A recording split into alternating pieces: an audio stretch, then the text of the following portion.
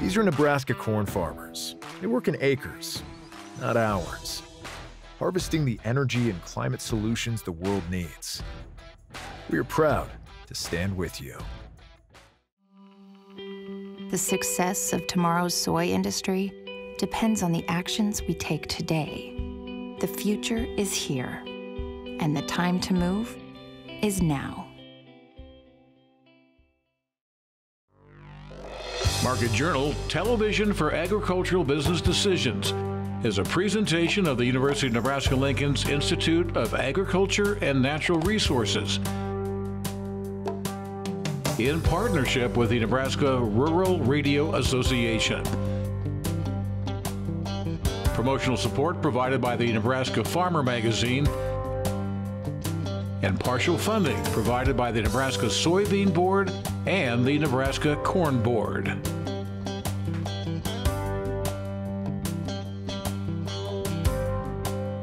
Well, thanks so much for joining us today on Market Journal. I'm Bryce Duskett. We join you today from just south of Ord, Nebraska, as we'll be visiting with the producer who's cultivating in the field behind us right now on this week's show.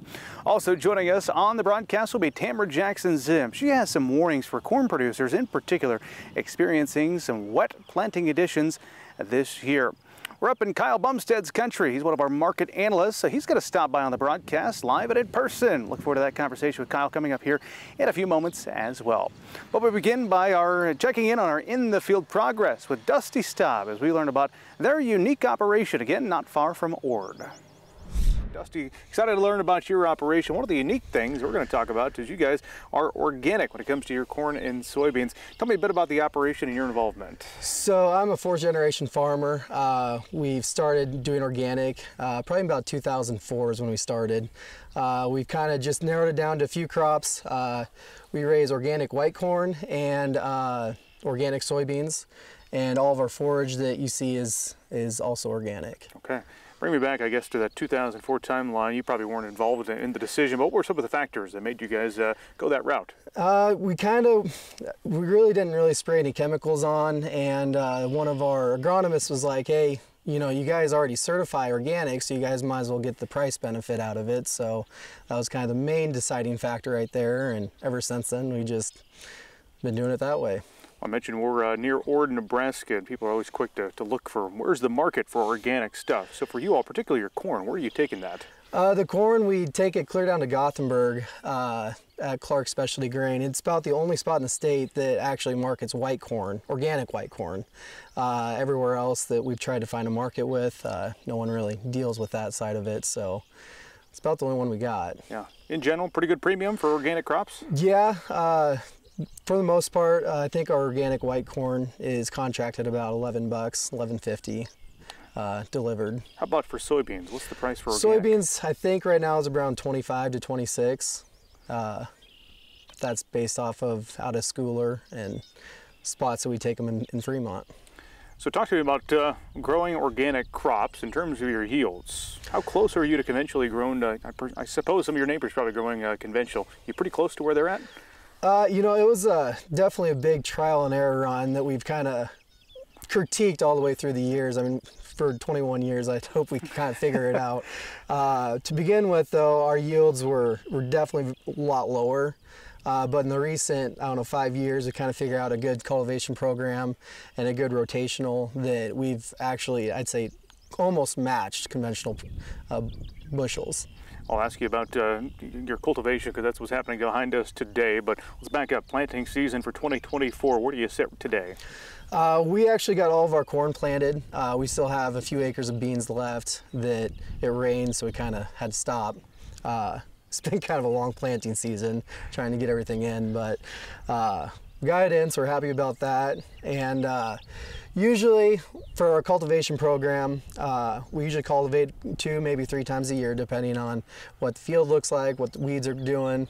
But usually we actually cultivate 1 time before the crop is even up, because it kind of just stirs that soil up and stops all the weeds from growing before the corn gets up. The cultivator you're using not only has the GPS, but you've got a camera on the back that's always sensing things. Yep, we have an Einbach cultivator.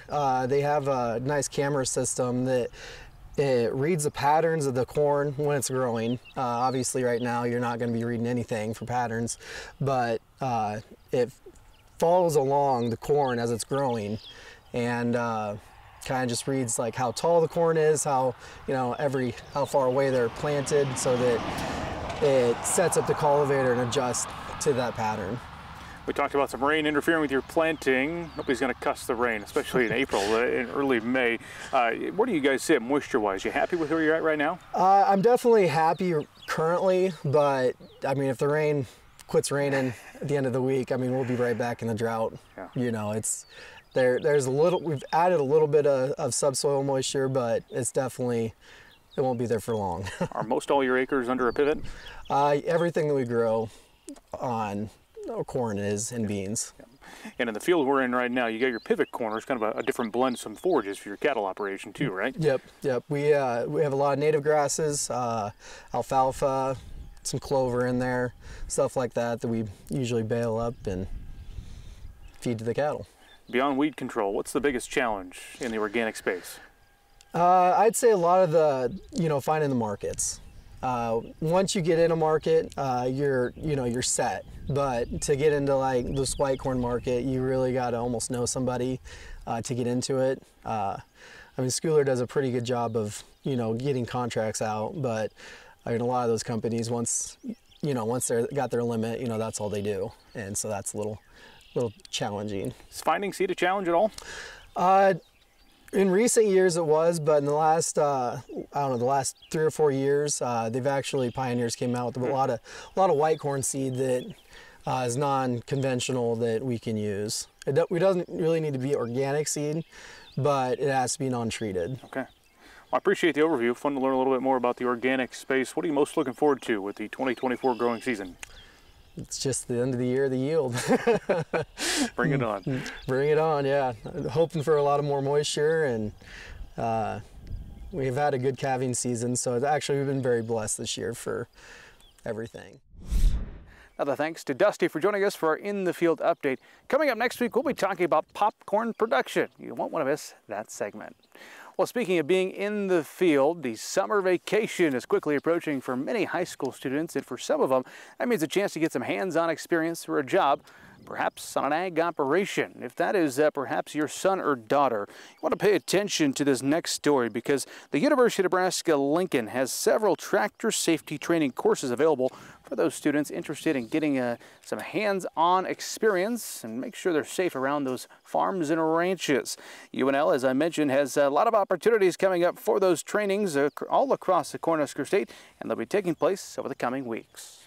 These safety training courses are scheduled in 8 sites across Nebraska in late May or early June. Students will complete the first day of the course by either attending a hands-on event or online through the Extension Foundation's campus website. After successfully completing the hands-on event or the online course and testing, a driving test will also be required. The course is ideal for teens who are 14 to 15 years of age who will work on a farm or ranch, or others interested in learning about safe practices around the farm. Potential students are encouraged to register for the certification course. While federal law prohibits children under the age of 16 from using certain equipment on a farm unless their parent or legal guardian owns the farm, certification received through this course grants an exemption to the law, allowing 14 and 15-year-olds to drive a tractor and to do field work with certain equipment. The first location to offer the in-person instruction and driving tests will be next week in North Platte. That's May 21st and 22nd. That'll be followed by West Point May 28th and 29th, Weeping Water May 30th and 31st, Gordon, Nebraska June 5th and 6th, and Grand Island June 11th and 12th. Other locations offering the tractor driving test include Gering on June 4th, O'Neill on June 7th, and Hastings on the 3rd of June. The cost of the course is $40 and includes all educational materials, the online learning link if applicable, as well as supplies and lunch at the in-person training events. Payment can be made at the time of the driving exam. Only checks and cash can be accepted at those events. For more information, visit unmc.edu/tractor-safety-training. Now, if these courses sound like something you or perhaps a son or daughter would be interested in, go ahead and check out the Market Journal homepage.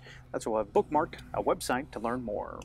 Up next, we turn our attention over to the markets, and joining us, grain and livestock analyst Kyle Bumsted, right along the banks of the North Loop River. Love to have a marketing strategy or comment about the river flowing behind us. I can't come up with something yet, though, Kyle. I can't either, but I'm sure there's going to be a lot of cows upstream drinking out of it here come this weekend and next weekend. Yeah, no doubt about that. All right, let's talk on the grain market first. As you and I sit here midweek, talk about how you see particularly corn and soybeans. It's a very good question, Bryce, and I've been talking with a lot of folks out there, growers and grain elevators alike. Historically, we get a 5 to 6 week rally in the spring, and a lot of analysts out there are going to say, well, we never make our highs in May, but we can go back and we can look and say there have been some years we've made our highs for the year in corn, at least the corn market, in the month of May. So I stress to producers, it is time to be looking at that. We just come off of the 3rd week higher. We're in the middle of the 4th week right now. Are we somewhat running into borrowed time? I think we are. I think by Memorial Day it's going to be a good idea to have something priced or at least a good chunk of it priced here Memorial Day weekend. And a lot of folks are worried about delayed planting, prevent plant, things like that. A little too early for that, and it's still way too early to be talking about a late season drought. So I am concerned here that moving forward that producers aren't going to be rewarding this rally like they should be. You talking about getting new crop on the books, crop going on the ground right now? Both, getting some new crop sold as well as getting the last of the old crop cleaned up, because if we look at the basis has been it has improved up until about this past week, and I think a lot of that was just they wanted to get some coverage before planters started rolling. But as the planters have kind of been rained out, they've been able to get their corn, and the basis has kind of slipped here starting out the middle of the week here. We have seen the basis slip, both corn and soybeans. Any particular factors that have been leading this rally, as you pointed out, about 4 weeks or so in? Yeah, I think the non-commercials, they just basically covered shorts. We saw that when we look at the commitments to traders, they basically just covered their shorts, and it wouldn't surprise me if they just build a very small long position, if they even go long corn, and then turn right back around and sell it. Just like the wheat market, there's been a lot of folks saying it's very bullish about Russia and the wheat market, but I can't really get bullish about a market that has 100% full commercial carry in it, which tells me if I'm a farmer or hedger, I need to be looking out there and rolling hedges out and capturing that premium. Talk to me more about the wheat side. It's been interesting to watch those markets, I should say, not just one of them, over the past couple of months at this point. That's a good question. That was one of those there where they got almost 2 or right at a record short there as far as Chicago wheat, and then they just started covering their shorts. And the whole time, the carry spreads didn't move. In fact, we're probably going to go back into variable storage rate here starting next week in VSR, and that's not bullish. That just tells us we've got a lot of wheat sitting here stateside, and there's just a lot of wheat in the world right now because the commercials aren't coming in to get it from us. Define that term, the variable storage rate. Yep, variable storage rate is it's an equation put together by the CME group as far as the amount of carry in the market from one month to the next, and when you simply got too much of it, they have a sliding scale of how they come up with that storage rate via interest and the interest rates, as well as storage rates and things like that. So it is something that I do encourage wheat producers to go look into because it does affect their bottom line. Let's pause on the grain side, maybe come back to that later, but talk about the livestock markets. In particular, you'd like to talk about the cattle side. So for our live and feeder cattle contracts, pretty good midweek rally here again. That's right. We have seen a good midweek rally, and it happened on a Tuesday. And obviously on Tuesday, you're seeing the commercials or non-commercials, kind of tally up their books here for the commitments traders here on Friday. And it wouldn't surprise me if we're just kind of flat. Maybe small buyers here in both fats and feeders here, depending on kind of where those shake out Tuesday to Tuesday. But I looked this morning. We were under last Tuesday's close here before we get this wrapped up.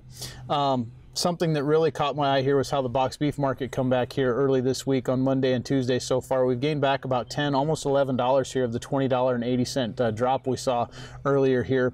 And I think some of that is just some quick ships, some quick fill-in here from last weekend. It was Mother's Day weekend, and some of these supermarkets and end users, retailers getting their stuff stocked back up here off the weekend. So I think once you get into Memorial Day, that's more of a hamburger hot dog type holiday, as is Father's Day and the 4th of July. So we have been on a pretty rough stretch here in this box beef market here. We are at a time where boxes need to be going up, and they need to be going up now because we're in that prime grilling season right now.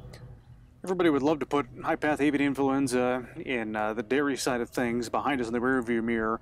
Cattle producer, of course, would love if we stopped talking about that going into the prime grilling months. What's your sense? Is that a news story that the industry is closely watching still that could have an impact on the markets? Well, I think it's like other things we've had to live through in the past. The more you test for it, the more you're going to find it. And I just feel that personally, I don't think it's going to affect anything. We just got to keep educating the consumer, saying, hey, you know, if it's not going to get in the meat, we got to prove that it's not going to get in the meat, you know, and if it's not going to be harmful, we got to prove it's not going to be harmful, which I haven't seen any evidence where it is harmful and it can get cooked out, so we got to educate the consumer. All right, another piece of news, McDonald's bringing back the $5 meal deal. How about that? That is interesting. I listened to that too on a news syndicate yesterday as well, and it's a little bit concerning because the terminology used was that's a corporation that's seeing people that are really tightening down. So bringing back a value meal like that says to me, do we have enough money, expendable income for high-end cuts of beef? And if they're bringing back something like that, that's a little bit concerning because they are a corporation like any of your big box stores. They know what the consumer's habits are before we out here in the country do. So they're going to see it firsthand. If they're bringing back something like that, that's a little bit concerning as far as high-end cuts of meat go. What's your outlook for the livestock sector moving into these summer months? It's a good question. I think that we're still going to be, this cattle market still has me a little bit perplexed. I'm not bullish, I'm not bearish right now, I'm very neutral. I don't have a lot of stance on it as we sit here today, other than with what it's costing to put cattle in the feed yard, you got to look at those bottom lines here and you've got to have some sort of protection underneath them because as we just talked about this PHPAI, there are these black swan events out there that we have no control over. And once those happen, you can see the market go down, limit down 2, 3, 4 days in a row, and it means nothing because it can. All right, quick final word. Anything else in your mind this week, Kyle? Well, I think everyone should take time here, and if they're running pretty hard, stay safe out there. Take a minute. Yes, we've had some rest here because of rain, but just stand back and breathe just a minute. It's always good to have Kyle Bumsted join us here on Market Journal. As always, we invite your questions for one of our future analysts. So if you have one, go ahead and email that in to the Market Journal email, and we'll be sure to pass your question along. Up next, let's check in on weather now with Nebraska Extension Ag climatologist and Market Journal Chief Meteorologist Erich Hunt. Erich, as we join you, it is beautiful out here, and area producers, as Dusty mentioned, hopeful they might have a chance of rain toward the end of the week. As we preview, though, next week, how are things shaping up? Well, thanks, Bryce. Suffice to say, I think Dusty's going to get his wish for more rainfall because we've got plenty of that coming here the next week to 10 days. Starting with the system and moving into the northwestern U.S. on Sunday afternoon, there's going to be a chance of severe weather across the Central Plains Sunday afternoon and Sunday evening, so be prepared for potentially for some larger hail and some damaging winds. That threat will be moving further east into Sunday night into Monday morning. And this is just the first in a series of a lot of systems moving into the central U.S. the next week to 10 days or possibly 2 weeks. So you got another big system on Wednesday will be bringing additional precipitation and a couple more following it through the end of this next week. The WPC is showing at least an inch of precipitation for a very good portion of the state through next Thursday morning. Some of this is probably honestly a little bit underdone, and we definitely have more coming after Thursday. So for those of you wanting the rain, you're definitely going to probably get it. The ECMWF ensemble is showing a really good probability of 2 inches of rain across pretty much all of central and eastern Nebraska through next Saturday. There are pockets in here that could pick up 3 to 4 inches of precipitation by the end of next weekend. In terms of temperatures, we are looking at things probably starting to be cool off as we head toward Monday, Tuesday, and certainly by later in the week, we're looking at cooler than average temperatures, particularly across western Nebraska. So again, if you live in parts of the northern part of the Panhandle or north central Nebraska, there's a reasonable chance your highs will only be in the 50s, say next Thursday, Friday, or Saturday, somewhere in there. It will definitely be on the cooler side. There will be even probably a little bit of frost risk in the higher elevations in the Panhandle. CPC also is showing a continued chance for cooler than average temperatures across the northern plains and northwestern U.S. as we moved into the period right past Memorial Day. And they also are bullish on it being quite wet across most of this region as we move into the end of the month as well. The 8 to 14 day outlook from the European model in terms of their anomalies, they are showing wetter than average across pretty much the eastern 2/3 of the state, a little bit drier than average across the Panhandle. The GFS shows a similar signal except for a little bit wetter across the Panhandle, which is, again, we could actually use some decent precipitation out here. But again, all signs are pointing right now toward particularly central and eastern Nebraska being quite wet for the rest of the month. In terms of precipitation recently, we had decent pockets of 1.5 to 2 inch rains across portions of southeastern and east central Nebraska, and parts of Howard and Sherman counties also picked up some decent precipitation last week. But like I said, we have been pretty dry here across portions of the Panhandle, and that has led to an addition of a normal dryness across portions of the Panhandle and additional normal dryness being introduced to parts of southwestern Nebraska as well. We did see eradication of that normal dryness in Howard County and some more eradication of that normal dryness down here in the far southeastern portion of the state. Soil moisture-wise, again, we are seeing some pockets of soil moisture being a little bit deficient across portions of southwestern and the southern Panhandle. Most of the region, though, is either at average or above average for soil moisture this time of year. Streamflow values, again, still a little bit low here across parts of east central Nebraska where we've had some long-standing drought conditions, but for the most part, streamflow values are the 50th percentile or higher for most of the state, and that's the first time that's been the case for at this time of year for quite a while. In terms of North American drought monitor update, again, we still have a lot of drought up here in northern Canada, so that wildfire risk will remain until we can really start eradicating this. Also, some pretty severe drought conditions down in Mexico. In terms of rangeland conditions, very good on the eastern side of the Sandhills, getting a little poorer in some of the western Sandhills. So again, we could use some rain out there. Soil temperatures right now are generally in the 60s statewide, and these are our temperature and precipitation roundup for the week. Thanks. Back to you, Bryce.